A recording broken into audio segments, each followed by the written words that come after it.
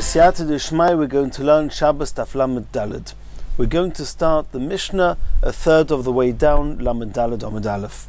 Says the Mishnah, Shloisha dvarim tzorich odom loymar b'soich beisoi. Three things a person has to say in his home Erev Shabbos, on Erev Shabbos, im chashecha, just before it gets dark. Isartem, have you taken maestros? Iravtem, have you done the Eruv? The Eruvei Chatzeros, the Eruvei Tchumin, which we've discussed previously. Hadliku es haner, and make sure you light Shabbos candles. Rashi points out, Isartem Iravtem are questions. Have you made an Eruv yet? Have you taken maestros? Because these are not things that are evident to the naked eye. Hadliku es haner, you can see if lights have been lit already. So Hadliku es haner is telling them it's time to light. Continues the Mishnah, Safik chashecha, Safik einu chashecha. Bein hashmoshes, it's between the day and the night. It's a Safik. Is it considered day? Is it considered night? We're going to see more on this in the Gemara. Ein ma'asrin es avadai. Then if you have food that's tevel, that definitely trumas and maestros have not been taken from it, you're not allowed to take trumas and maestros during bein hashmoshes, since he's being misaken, he's fixing the foods, and the Chachomim said you're not allowed to do this even during Bein Hashmoshes. Ve'ein madbilin es hakelim, if you have kelim that need to be toivled before you use them, you're not allowed to toivl them on the Erev Shabbos during Bein Hashmoshes, because again he's being misaken the kelim. Before he toivls them, he cannot use the kelim. Toivling them makes the kelim worthy and able of being used. That's called tikkun, and midrabanon they said it's asa even bein hashmoshes. Vein madlikin es haneros, and obviously this is a sofik deiraisa, since it's a sofik. If Shabbos is already set on, you're definitely not allowed to light the candles. In the event that it's Shabbos, it's severely also to light candles. Avul ma'asrin es adamai, during bein hashmoshes you're allowed to take maisa from fruits that it's a suffix whether maestros have been taken. Food of an Amoretz, most Amei Ha'oretz do take maestros, some don't. The Chachomim said we should not eat their food before taking maisa. You're allowed to take this maisa during Bein Hashmoshes.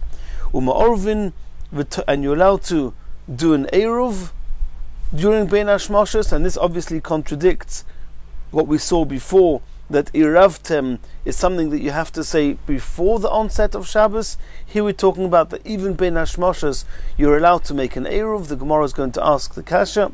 V'toimnin es hachamin, you're allowed to hide the hot pots. They used to, in the olden days, they used to take the pot, they used to put it inside a box which had some insulation in it. We're going to see there are two types of insulation.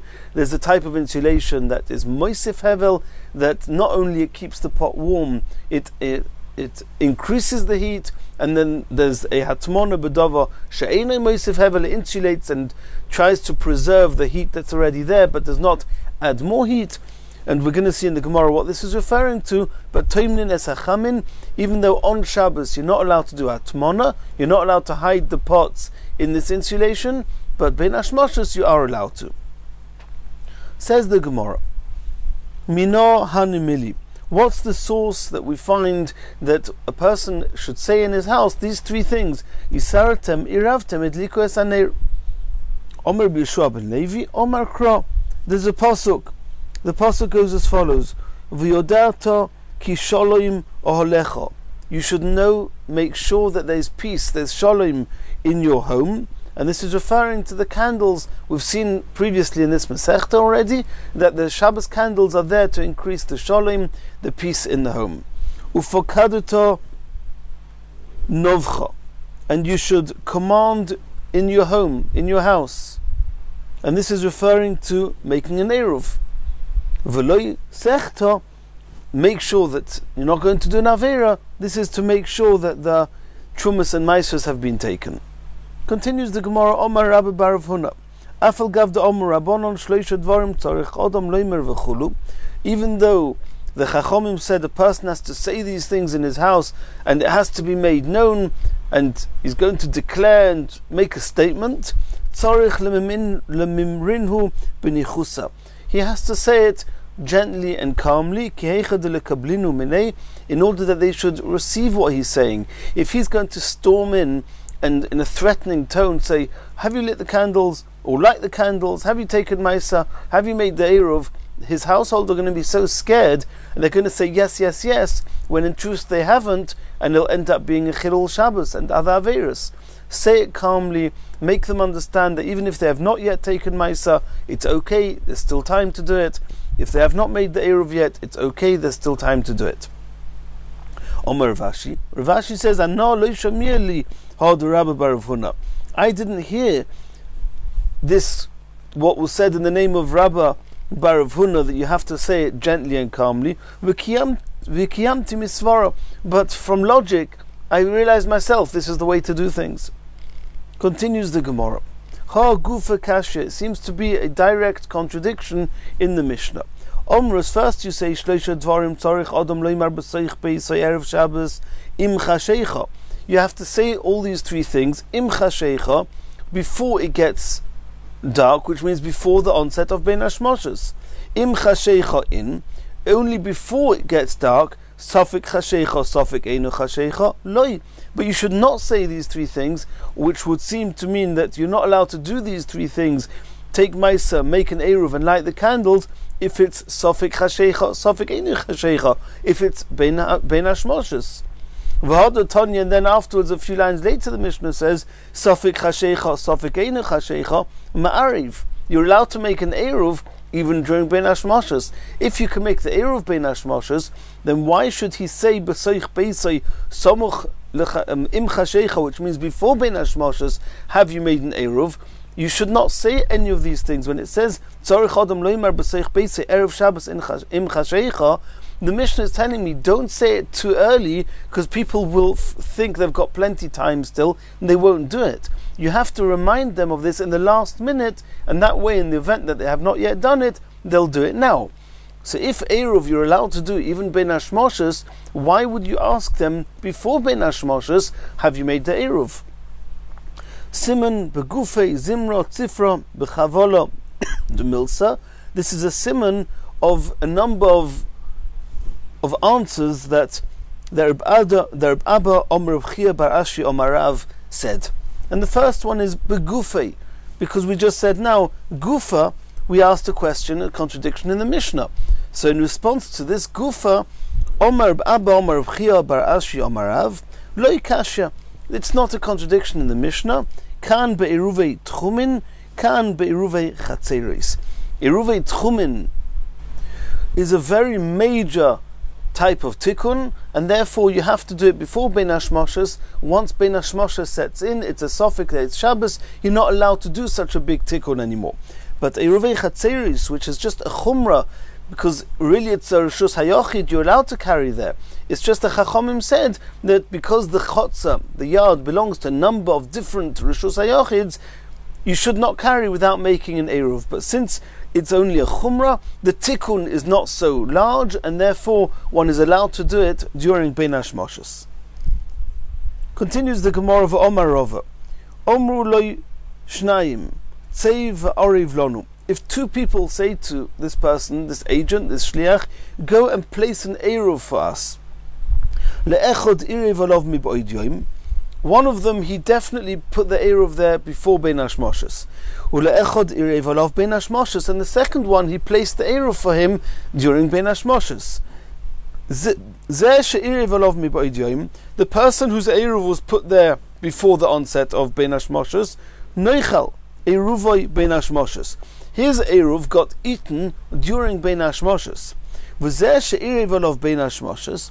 And the person who his Eruv was only first put there during Ben Hashmoshes, nechal Eruvei mishech hashecha. His Eruv, the food, got eaten after it was Vadai Laila. Says the Gemara, Shneem Konu Eruv. The Eruv is valid for both of them. It's called Koina the Eruv. The Eruv is Koina the Shvisa, the place. It's as if you are positioned in this place where the Eruv is, and the Eruv is valid. Monavshich, says the Gemara,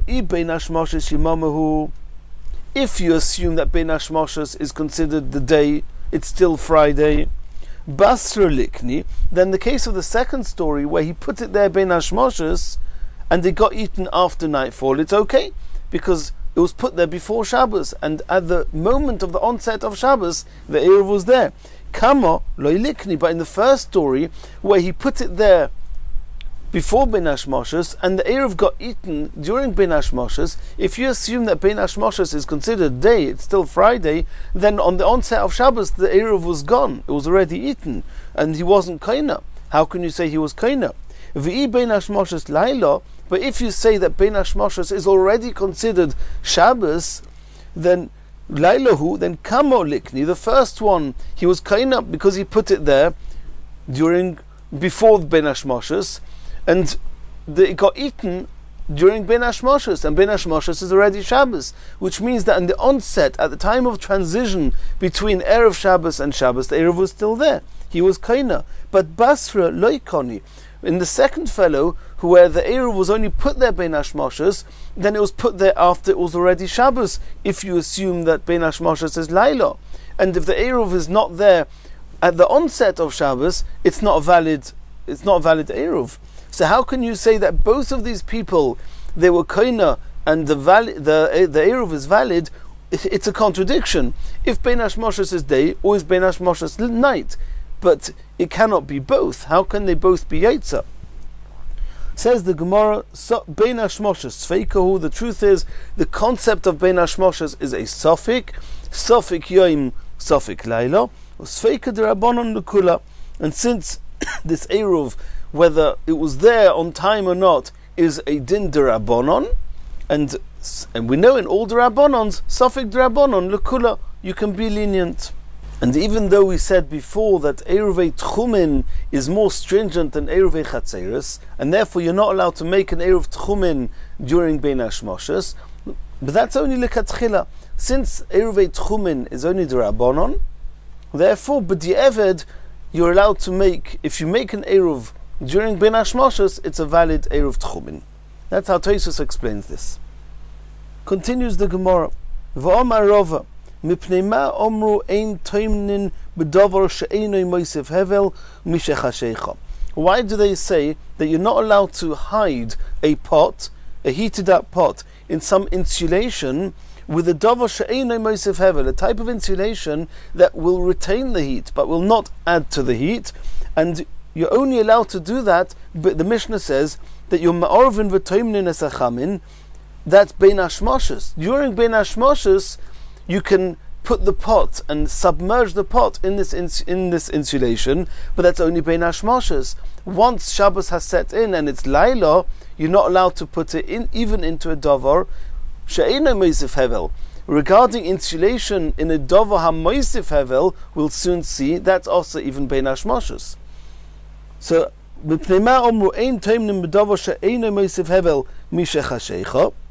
after it's Vaday Laila, you're not allowed to submerge a pot in insulation which is Einoi Moisef Hevel.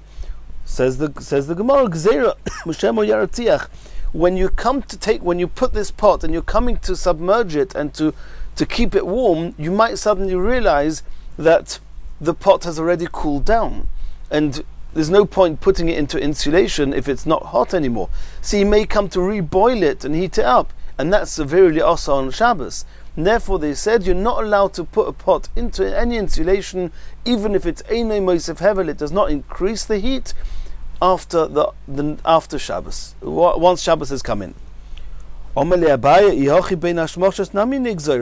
so, why do you allow a person to submerge such a pot in a davar she'einoi moisef hevel during Bein Hashmoshes? We said that there's a gzeira that whenever there's a real chashash, a good reason that something is also on Shabbos, it's also even Bein Hashmoshes. So why over here does the Mishnah say that Bein Hashmoshes you're allowed to be toimnin esachamin, you're allowed to submerge and hide this pot in the insulation? We can assume that since the pots were on the fire almost until Bein Hashmoshes, we assume that since the time that you're putting this pot into the davar she'einoi moisef hevel is Bein Hashmoshes and not later, we can comfortably assume that the pots are still hot, and therefore there's no risk of a person coming to reheat the pot before hiding it. V'omer Rava, says Rava, Mipnei ma omru ein toimnin b'dova hamoisif hevel afilu mi'ba'id yoim. What's the source? Why did the Chachamim say that you're not allowed to put a pot, submerge a pot into insulation, a type of insulation that's going to be moisif hevel, and this is also even mi'ba'id yoim, even before Shabbos, even on Friday afternoon, you're not allowed to keep a pot at the onset of Shabbos if it's submerged in a dova hamoisif hevel. Says the Gemara, Gzeira shemo yatmin b'roimetz. We're afraid that he's going to high submerge it, not in other types of dovosh hamoisif hevel, which we'll see about later in the Masechta. We're scared he's going to hide it in ash sheyesh boi gacheles, that's still got a glowing coal in it. And Omale Abaya v'yatmin. Abaya says, and so what if you're going to hide this pot on Friday before the onset of Shabbos in ashes that have coals in them? Says the Gemara, Gzeira shemo yichate b'gecholim. To hide a pot in ashes that have coals in, we're afraid that he might stoke the coals in order to keep the pot even hotter, in order to heat up the pot more, and that's severely also on Shabbos, and therefore they said that under normal circumstances you're not allowed to hide b'toimin a hot pot in anything which is moisif hevel, which increases heat, even if you put it in before Shabbos and it's going to stay there during Shabbos, it's asa. We'll see later in the Masechta what you're allowed to do and how you're allowed to do it. Continues the Gemara. Tonu Rabbanon, Bein Hashmoshes, Sofik min hayoim umin halaylo. Sofik kulei min hayoim, Sofik kulei min halaylo. The Gemara is now saying, this Brisa says that Bein Hashmoshes, it's not just a Sofik. There's a three-way Sofik.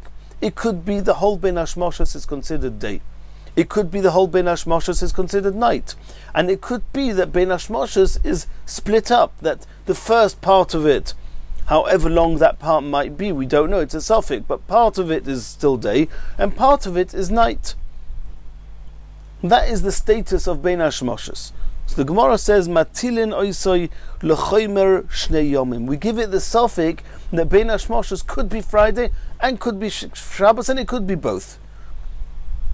Ve'ezu Bein Hashmoshes. What the Brisa continues, what's considered Bein Hashmoshes? Misha tishka achama, from when the sun sets. Exactly what's called the sun setting is a discussion in the Rishonim, the famous Shittas Rabbeinu Tam, but when the sun sets, Kol zman shepnei mizrach ma'adimim, all the while that the horizon on the east is still red, it's still called Bein Hashmoshes. Hichsif hatachtoin v'le hichsif ha'elyon, if the lower part of the sky, just above the horizon, has become darkened, but the part of the sky above that is not yet dark, that's called Bein Hashmoshes.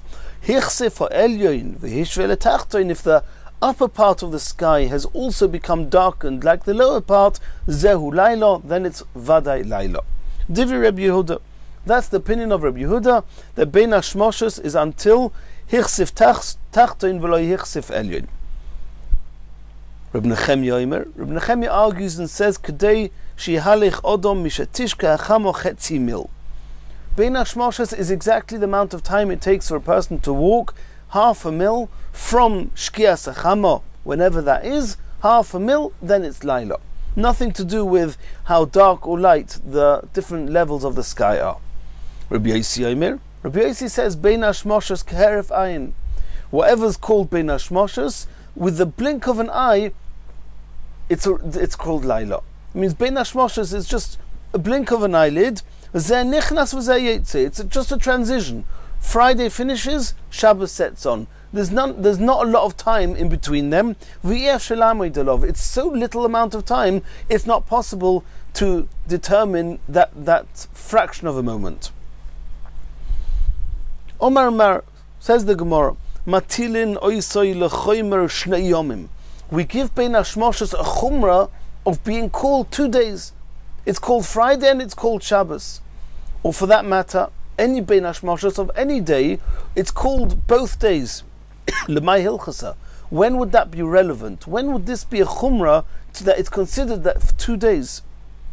Omar of Huna Breder of Yeshua. Le'inyan Tuma. Le'inyan Tuma, Azov. We know that Azov, who either sees 2 re'iyos over 2 days, or 2 re'iyos on 1 day, or 1 re'iyah over 2 days, then he's called a proper Zov, and he has to count Shiva Nekiyim, 7 clean days. If he sees 3 consecutive days, then he also has to bring a korban. Keditnan, let's see in the Mishnah how this is going to be affected by our suffix of Bein Hashmoshes. Ra'ah Shnei Yomim Bein Hashmoshes. And just to make it easier, let's say that a person saw Ziva on Sunday evening Bein Hashmoshes. The Bein Hashmoshes between Sunday and Monday. And then he again saw a Re'iyah of Ziva Bein Hashmoshes between Monday and Tuesday. That's called Shnei Yomim Bein Hashmoshes. Safik L'Tuma U'Lekorban.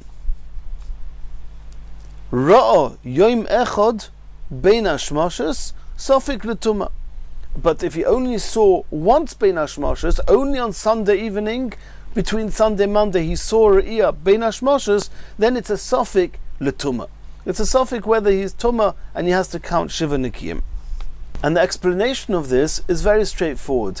If he saw 1 Bein Hashmoshes between Sunday and Monday, then the fact that we call Bein Hashmoshes 2 days, it's as if he saw a Re'iyah on 2 days. So misofik is going to be called Sofik L'Tuma. That we have to assume that this is 2 Re'iyos, and of course it's only a Sofik, because maybe it's only Yom, maybe it's only Laila, but maybe it's both. And if it's both, it means he saw on 2 days. If he saw on 2 days, then he's already got the halachas of a Zov, and he has to count the Shiva Nikiyim. If he saw also on Sunday evening, also on Monday evening, now here we have a number of sfeikas. It's a Sofik L'Tuma and a Sofik L'Korban. Why? The halacha is that if a person sees a Ziva on Sunday and Tuesday and not on Monday, that's not called a Zov that needs to count Shiva Nekiyim. So with Bein Hashmoshes, we don't really know what it is. In the event that Bein Hashmoshes is day, or let's say that the Bein Hashmoshes of Sunday evening we're considering day, and the Bein Hashmoshes on Monday evening, or when he saw, let's say it like that, the part of Bein Hashmoshes that he saw on Sunday evening is day. The part of Bein Hashmoshes that he saw on Monday evening is night, which means he saw on Sunday and he saw on Tuesday. He didn't see anything on Monday. He may be Tahir. As far as the proper Ziva, he does not need to count Shiva Nekiyim.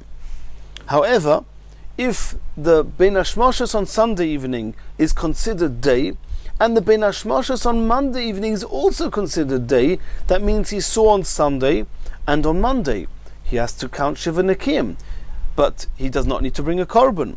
If the Bein Hashmoshes on Sunday evening is considered night, and the Bein Hashmoshes on Monday evening is considered night, then he saw on Monday and Tuesday. Again, he saw for 2 days, he has to count Shiva Nekiyim, he does not need to bring a korban. If the Re'iyah of Sunday evening was considered night, and the Re'iyah of Monday evening was considered day, it means he saw 2 Re'iyos on Monday. He'll be Tomei. He will not have to bring a korban. However, now that we're saying that seeing Bein Hashmoshes means that we give it a chumrah as if it's 2 days, so now we're adding on that the Sunday evening Bein Hashmoshes is considered Sunday and Monday. The Monday evening Bein Hashmoshes is considered Monday and Tuesday. And since he saw on both of those Bein Hashmoshes, it's as if he saw on Sunday and Monday and Tuesday. If he saw 3 consecutive days, now he already has to bring a korban at the end of his Shiva Nekiyim. And that's what the Gemara means when it says that if you see twice Bein Hashmoshes, Sunday evening and Monday evening, then it's a Sofik L'Tuma. It could be he's not even Tomei for Shiva Nekiyim. For example, if he only saw Monday and Tuesday, only Sunday and Tuesday without Monday. But it's a Sofik also L'Korban. It could be that he's tomei because he saw 2 consecutive days, or twice on one day and he did not see 3 consecutive days. But it could be that he does have to bring a korban because we consider the Bein Hashmashos as 2 days and then he saw 3 consecutive days. Continues the Gemara. Ha gufa kashya. In the brayso we saw before regarding the opinion of Rabbi Yehuda, what's Bein Hashmashos, the phraseology of the brayso is a little bit misleading. Omrus, first he said, Ezu Bein Hashmashos. When does Bein Hashmashos start? What's called Bein Hashmashos? Misha Tishka Achama, from when the sun sets, Kolzman Shepnei Mizrach Ma'adimim.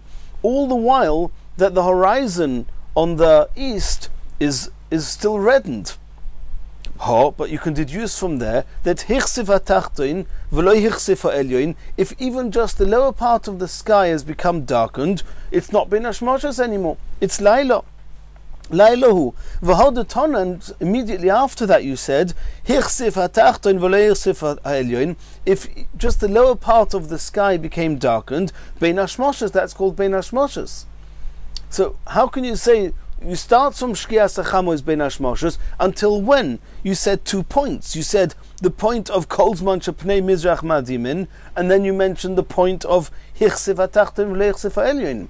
Which one of those 2 marks the end of Bein Hashmashos?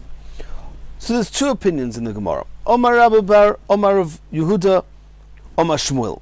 He says Korich V'Toni. You have to combine the 2. Ezu Bein Hashmashos. You want to know what's Bein Hashmashos? Misha Tishka Achama. From the time of Shkias Achama, Kol Zman Shepnei Mizrach Madimin. All the while that the sky is reddened. V'hichsif hatachton v'lo hichsif ha'elyon nami Bein Hashmashos. And all the way until the point, and including the point that the lower part of the sky is darkened, that's called Bein Hashmashos. Only when hichsif ha'elyon v'hishvel hatachton, when the higher part of the sky gets darkened like the lower part, then Laila, only then it's called Laila according to Rabbi Yehuda. Rav Yosef Amar Rav Yehuda Mashmuel, not Rabbi in the name of Rabbi Yehuda Mashmuel, but Rav Yosef in the name of Rav Yehuda Mashmuel, he explains it differently. He says as follows: Hochik tonim, Misha Tishka Achamo, Kol Zman Shepnei Mizrach Ma'adimim, Yoim. It's day. And when does Bein Hashmashos start? Not from Shkias Achamo. It starts only Hichsif HaTachton v'lo Hichsif HaElyon, when just the lower part of the sky has become darkened. That's called Bein Hashmashos. V'lo Hichsif HaElyon Bein Hashmashos. Hichsif HaElyon v'hishvel HaTachton. If the upper part of the sky has become darkened like the lower part, then Laila, it's definitely night. It's not Bein Hashmashos. So we had a machlokas between Rabbah and Rav Yosef, whether Bein Hashmashos starts from Shkias Achama, or Bein Hashmashos starts when Hichsif HaTachton v'lo Hichsif HaElyon. And the Gemara says, V'ozdu l'tamayu, they are both following their own opinions. D'itmar, Shiur Bein Hashmashos bekama. We learned how long, what's the duration of Bein Hashmashos? According to Rabbi Yehuda. Omar Rabba, Omar of Yehuda Mashmuel, Rabba said, Shloisha chelkei mil, 3 parts of a mil. The amount of time it takes to walk 3 parts of a mil. Asks the Gemara, my gimel chelkei mil. What does it mean 3 parts? Ile metlosa palga. Does it mean 3/2 of a mil? Then neima mil umechza. Just say 1.5 mil. Elo tlosa tilsi mila. 3 parts means 3/3. Says the Gemara, name a mil. 3/3 is a whole mil. Just say as long as it takes to walk a mil. Ela tlosa revi mila. The 3 parts means 3/4 of a mil. That's the opinion of Rabbah. Rav Yosef Omar Rav Yehuda Mashmuel, Shnei chelkei mil. He says it's less. It's 2 parts of a mil. And here again the Gemara asks, my Shnei chelkei mil. What does it mean 2 parts of a mil? 2 of what? Ile metrei palga. Does it mean 2/2 of a millah? Leima mil. Then just say the amount of time it takes to walk a whole mil. Ve'elo trei river. It means 2/4 of a mil. Trei river millah. Says the Gemara, if so, leima chetzi mil. 2/4 is a half. Say the amount of time it takes to walk half a mil. Ve'elo trei tilsi is 2/3 of a mil. 2 parts of 3 of a mil. Trei tilsi mil. My benayu. What's the difference between these two opinions? Ika benayu palga de danka, half of a sixth, which is a 12th. Rabbah said it was 3/4 of a mil. 3/4 of a mil is 9/12 of a mil. And Rav Yosef said it's 2/3 of a mil, which is 8/12 of a mil.